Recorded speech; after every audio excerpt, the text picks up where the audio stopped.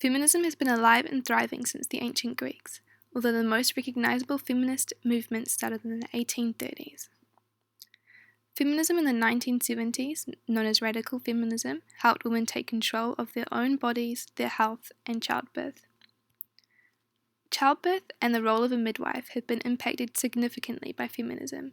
In the 1950s, people gave birth in a room similar to an operating theatre, under very similar conditions as required in a surgical operation. These conditions persisted through the 1970s, and women were repeatedly required to lay in a horizontal position and have their legs in stirrups. In 1971, midwives were no longer permitted to deliver babies without a doctor on hand. So in the 1980s, midwives campaigned to restore their ability to deliver babies without a doctor being present. And in the Nurses Amendment Act of 1990, midwives became autonomous professionals, like doctors. Midwives now work in partnership with women to give them support, care, and advice throughout their experience of pregnancy, labour, and the first few weeks of their baby's life. A midwife helps her client to achieve the birth she desires most and promotes the physiological processes of pregnancy and childbirth. Midwives in their practice use the principles of turanga kaupapa so the women they are caring for feel honoured, respected, and powerful. Midwives ensure their clients are empowered and informed.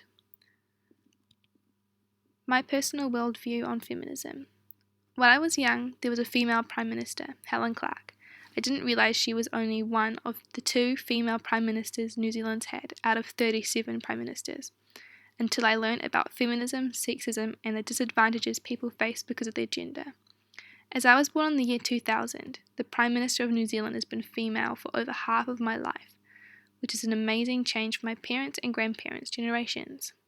From my own experience of being a young feminist in this era, I haven't yet faced extreme prejudices because of my gender, unlike my grandmother who was born in the 1950s.